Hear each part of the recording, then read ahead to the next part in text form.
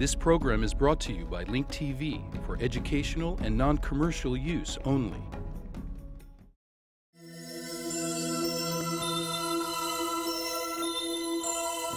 Mosaic, a daily news program from Link TV, presents a selection of news reports from independent and state-controlled broadcasters from throughout the Middle East.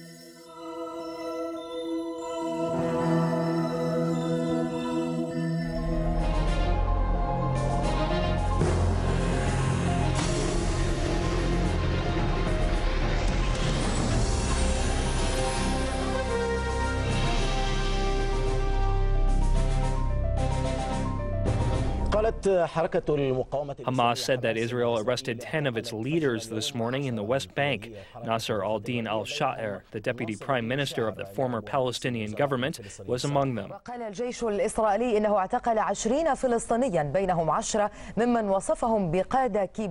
Israeli army said that they arrested 20 Palestinians, 10 of which are Hamas leaders. An Al Jazeera reporter said that a source from Hamas claims that these arrests are revenge for the prisoner exchange deal which failed. Shireen Abu Akleh will report about the arrests of these Hamas members and the reactions regarding the arrests. فشلت المفاوضات بشأن صفقة الأسرى فجاء الرد سريعا من قبل إسرائيل. The prisoner exchange negotiations failed and therefore Israel reacted. The reaction of the occupying forces was similar to the way they reacted when Israeli soldier Gilad Shalit was captured. In the early morning, Israel surrounded the homes of 10 Hamas leaders in the West Bank. Former deputy prime minister of the Palestinian government, Nasser al-Din al-Sha'ir, was arrested in the city of Nablus. This is his third arrest since Shalit was captured.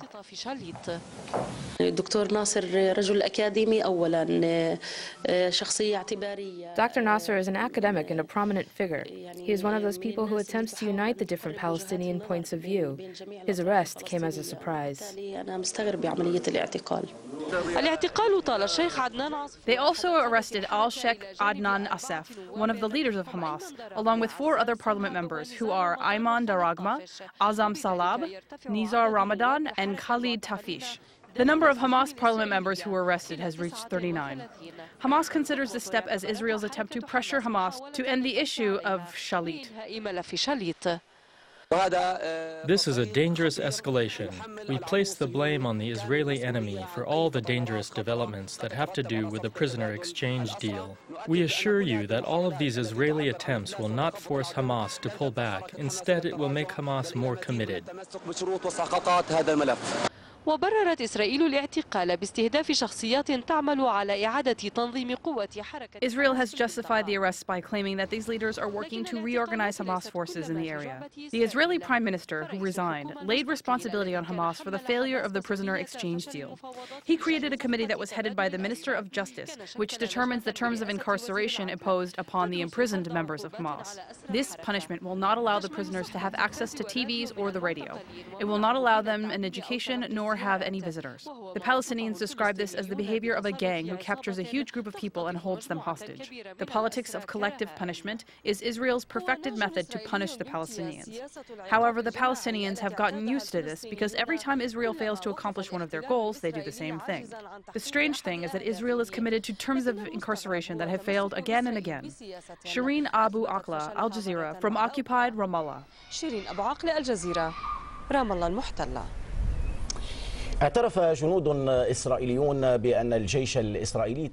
Israeli soldiers confessed that they intentionally killed Palestinian civilians during the last Israeli war on Gaza. In an evening event at Rabin College, the soldiers said they had received a command to kill any civilian who remains in the areas that the Israeli army requested be evacuated. We'll talk to the bureau chief of Al Jazeera, Walid Al-Omari. Walid, let's talk about the issue of the arrests and the background for those arrests. Do you think that the arrests are more of a political message than they are a security measure? هي انتقامية بالدرجة الأولى كما يبدو لأن إسرائيل ومنذ الإعلان عن فشل المباحثات بخصوص First and foremost, it seems like the arrests are an act of revenge. After the prisoner exchange deal failed, it has become obvious that Israel's motive is to seek revenge. This includes the new measures they are taking with the Palestinian prisoners. Israel makes it seem as if these prisoners are living in hotels, not in cells and in isolation. في فنادق وليس في سجون وفي عزل وفي زنازين. وأيضا حملة الاعتقالات التي كانت فجر هذا اليوم وطالت. The arrests that took place this morning targeted a number of Palestinians, including 10 Hamas leaders. Israel did this because they want to force a new round of negotiations to be able to pressure Hamas to change their point of view and their conditions regarding the prisoner exchange deal. كي تغير من موقفها الخاص بشروط صفقة التبادل والتي تبين أنها فشلت أيضا بسبب. The deal also failed because of Israel's performance, which they admit, and not just because of Hamas's point of view and its conditions, which is the same point of view they proposed 3 years ago.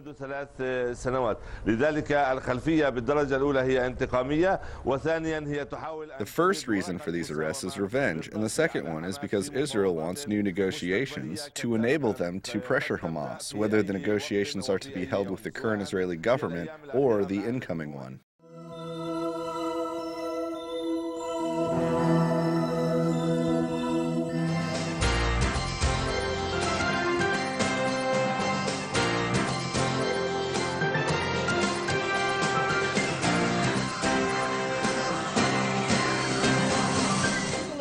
A new development in the building of the next government coalition. The Labour Party is back in the mix.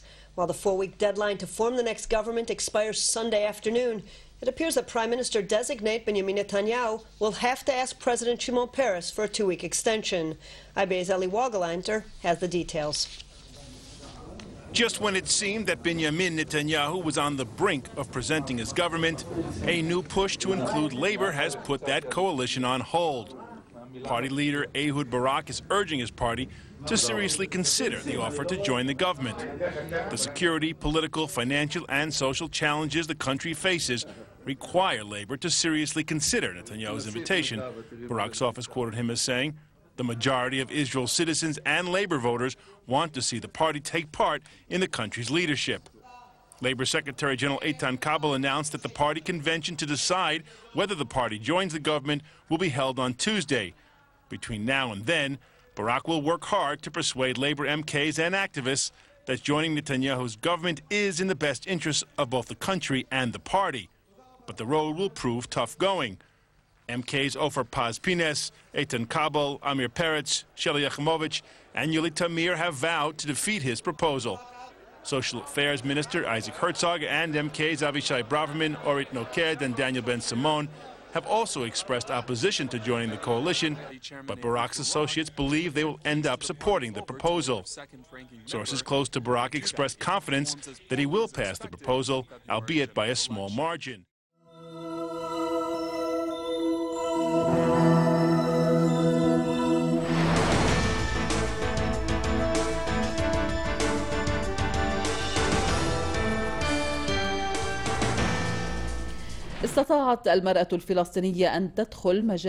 Palestinian women have entered the field of journalism, where they have had a strong presence covering events.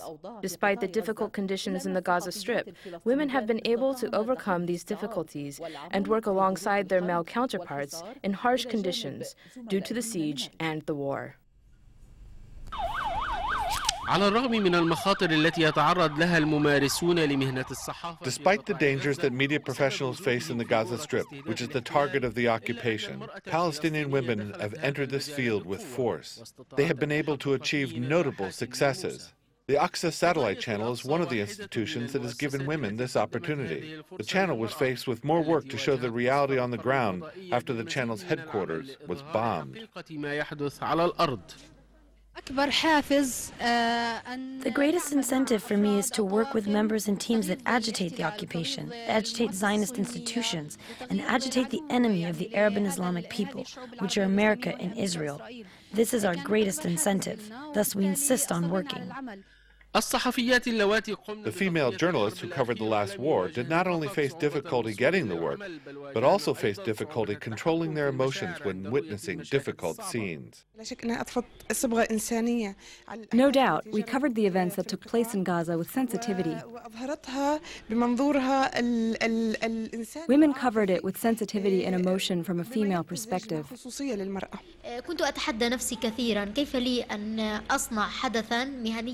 I challenge myself to cover events in a professional manner without letting my emotions get in the way, especially covering the scenes which we witnessed in Gaza, which make the body shake with fear. Sometimes I would have to get away from the cameraman and walk alone to cry a little.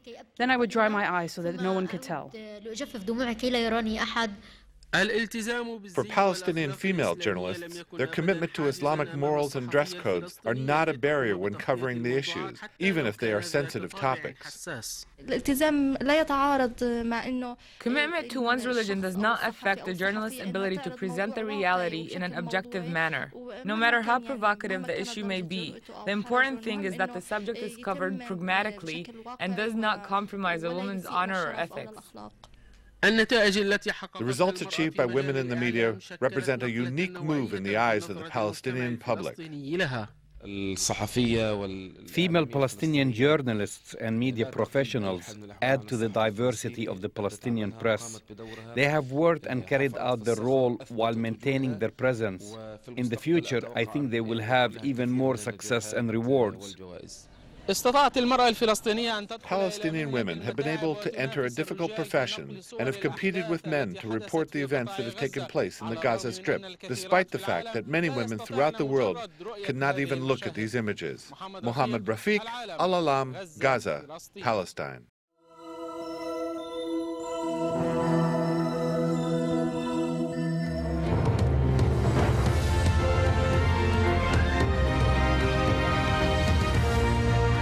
Osama Bin Laden has called for the new Somali president to be ousted from power. In an audio recording posted on the internet, the Al-Qaeda leader says Sheikh Sharif Ahmed is being paid by the enemies, and that he must be fought and toppled.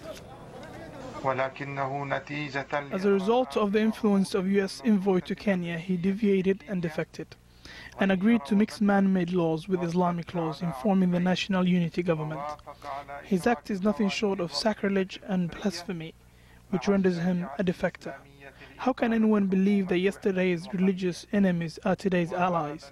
One of the parties had abandoned its faith. Which party do you think? Is it Sheikh Sharif or the U.S.? On Friday, Iraq will mark 6 years since the start of the US-led invasion, but long before the war, the country suffered under international sanctions, and its hospitals were constantly short of vital equipment and drugs. Well, the sanctions, of course, are now gone, but Iraq's doctors still face big challenges. At least 200 of them have been killed at work since the war began. According to the Iraqi Health Ministry, 600 medical workers have also been killed. 80% of doctors, that's 7,000 of them, have left the country in the last 6 years. And those who've stayed were given permission to carry handguns at work. But things have begun to improve, with 800 doctors returning last year. Omar Al-Saleh now reports. 6 years after the US occupation, and Iraq's healthcare system is still struggling. Hospitals are overwhelmed, dealing with bombings and shooting victims every day. Diseases and illness have not stopped claiming victims of their own. There are few specialists to treat them, and the necessary drugs are still hard to find. Iraq used to pride itself as one of the Middle East's leading countries in healthcare in the 70s and 80s. Pharmaceutical factories produced a wide range of medicines and even exported to countries like Saudi Arabia, Yemen and Algeria. Now, after years of war, sanctions and an occupation, one of the Middle East's biggest drug factories is still surviving despite the odds. Samarra pharmaceutical factory produces between 25 to 30% of the drugs the country needs for basic health care. They make over 300 items ranging from antibiotics, tablets for heart disease, blood clotting, stomach diseases and blood pressure.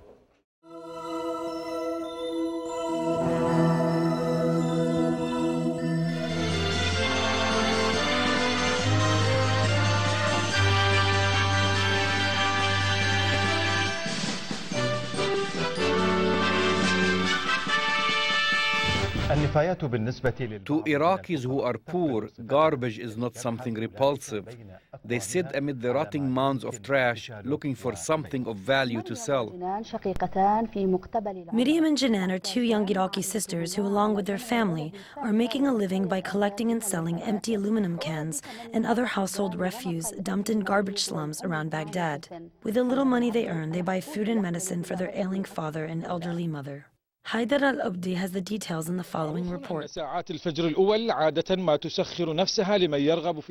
known that the early morning hours are often devoted to those who wish to perform dawn prayers or for those who wish to sleep in. However, the rules change when it comes to the slums of Baghdad. Unlike the average citizen who starts off their day by seeing or smelling something nice, the residents of this Baghdad slum race to the garbage dumps around the city in search of something of value to sell. The amount of suffering which can be seen on the faces of these poor families is shattering any dreams they may have had. May God help you. What are you doing? I am searching through this pile of rubbish. I am looking for anything of value, such as plastic or aluminum containers. Do you do this for a living? Yes, this is how I make my living. We collect whatever we can find and sell it. This is how we make ends meet. We live off of the garbage.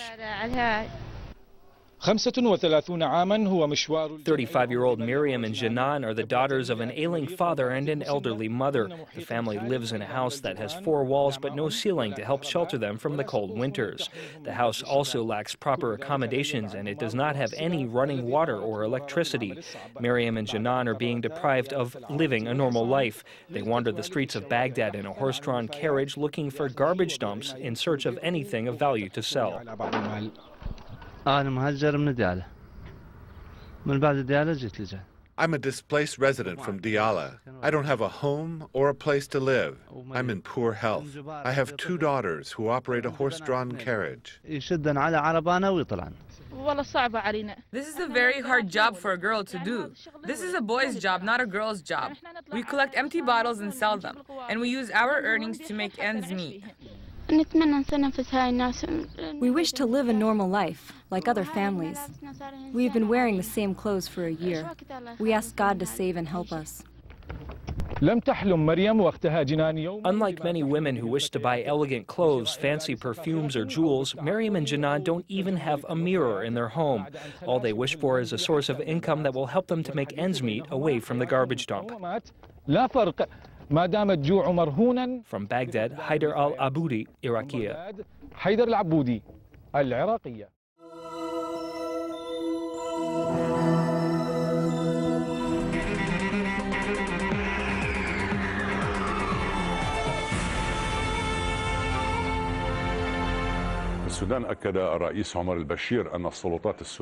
Sudanese President Omar al-Bashir said that the Sudanese authorities will expel foreign diplomats if they go beyond their diplomatic missions.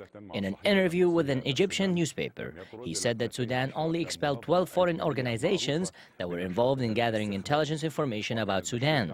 Al-Bashir called on rebels in Darfur to put their arms down and unite with the central government. Al-Bashir made these comments during his second visit to South Darfur since the International Criminal Court issued a warrant for his arrest 2 weeks ago. Al-Bashir made his second visit to South Darfur since the International Criminal Court issued a warrant for his arrest 2 weeks ago.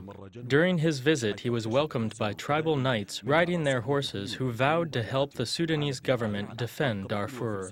The tribes and their knights were at the center of international attention. The knights are known as the Janjaweed. The government was accused of allegedly arming them to fight African tribes in what became known as the Arab Zirka struggle.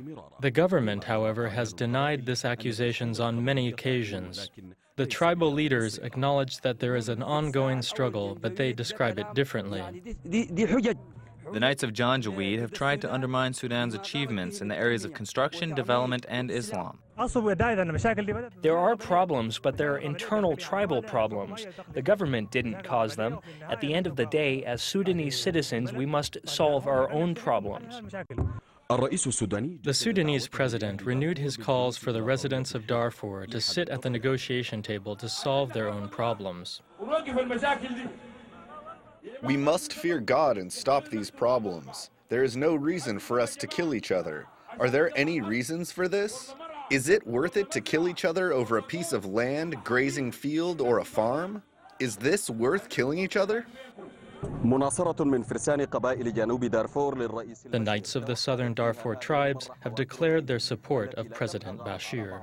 These tribes, which have been raiding each other and causing much suffering and have spread extremism and tribalism, were united on this occasion. Saad al-Din Hassan, Al-Arabiya.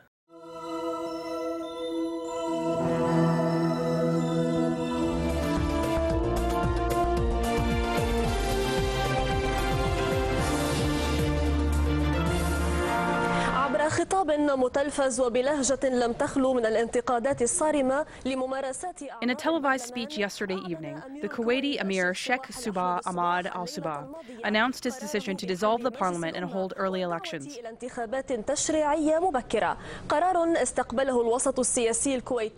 This decision was positively received in Kuwait, resulting in many discussions regarding democratic experimentation by Kuwait's parliament.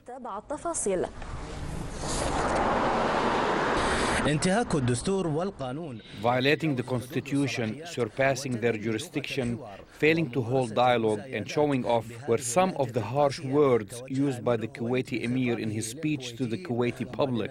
He announced his decision to dissolve the parliament after much controversy pertaining to the fate of the parliament, which was preceded by the resignation of the government due to differences between the legislative and executive authorities. While many news reports indicate that the constitution and the democratic process of Kuwait will be suspended, the Emir's solution, which complies with the constitution, was still received positively.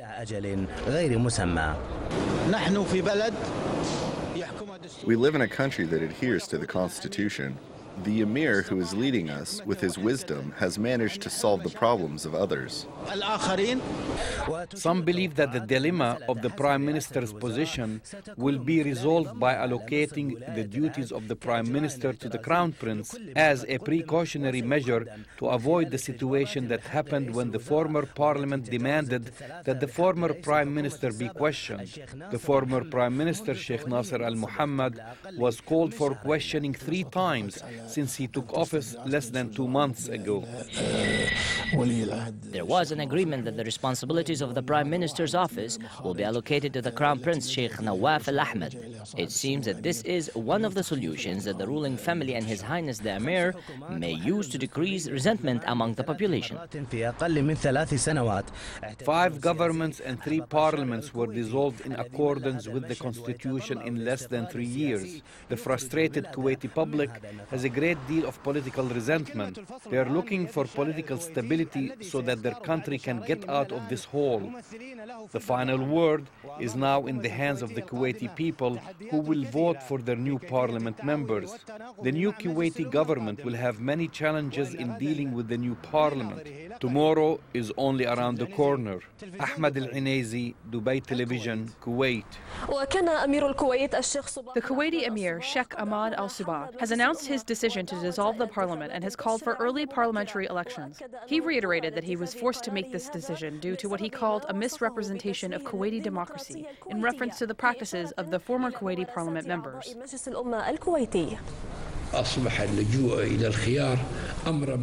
This decision has become an urgent matter. It is fair and it is justified by the need to protect our national interests.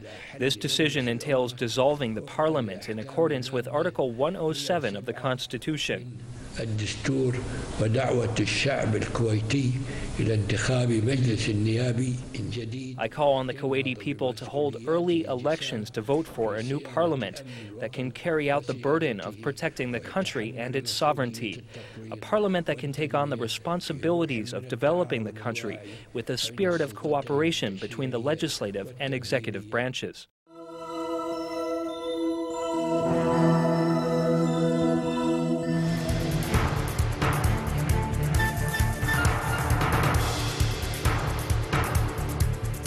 The global financial crisis is affecting those living in the U.S. as well as Arab businesses. Sama Nadar reports from New York.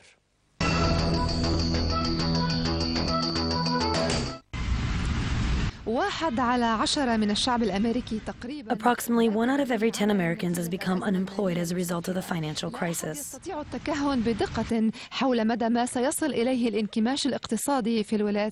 No one knows exactly what will happen with the financial crisis in the U.S., but every resident in the United States is deeply concerned. If the nation wants to do something, they should remove the fear factor and the lack of trust that has overshadowed the market since the crisis began. Abu Muhammad is from Al-Nabatiyya. Like many others, he was not spared from the effects of this crisis, which threatens his means to survive, especially after his customers have lost their income. Business has decreased by 45 to 50%. I'm not optimistic. I don't think the situation will improve anytime soon. Everyone who's suffering financially is taking out loans from the banks. The automotive industry has decreased by more than 60%. We used to sell cars and export them. However, they're not giving out loans to enable people to buy new cars and trade in their old ones. I have 4 electronic stores here and business is very slow. It decreased by 60% this year. I had to let go of all my employees, and now my children are helping me with the business. Many companies have closed down, which affects their employees. As a result, our customers who used to come in after work no longer come. One must be prepared, because we do not know if this crisis is going to last much longer. You really never know. The situation may get better or worse, so one must be prepared. A Lebanese person in the U.S. is an American citizen, which means that he or she has the same rights and duties like any other American citizen. People have investments in this country, they bought houses here, and their children attend school here. This means that the Lebanese people in the U.S. are more connected to American society than those Lebanese who live in the Gulf countries. It's much better to be living in Lebanon during this current situation. The situation in Lebanon is not very promising. If the situation was better there, we would have left a long time ago and started our business there. Do you wish to have a restaurant in Lebanon? Honestly, no. In Lebanon, no. One is more comfortable here. What will I do in Lebanon? It is not a secure country. There is no water and no electricity. Lebanon is $50 billion in debt. The financial crisis does not differentiate between the young or old. This crisis is costly and harsh, and it has negative effects which will have negative consequences in the long run. The solutions that are being brought up may be too late. Samar Nader, New TV, New York. Get more news about the Middle East online at linktv.org/Mosaic. The Mosaic webpage offers a complete archive of Mosaic programs, program transcripts, the Mosaic video podcast, and the Mosaic Intelligence Report, a weekly analysis of the hottest stories from the Middle East. The views expressed on Mosaic are those of the participating broadcasters, not Link TV or its sponsors. The production of Mosaic is made possible with the support of viewers like you. Thank you.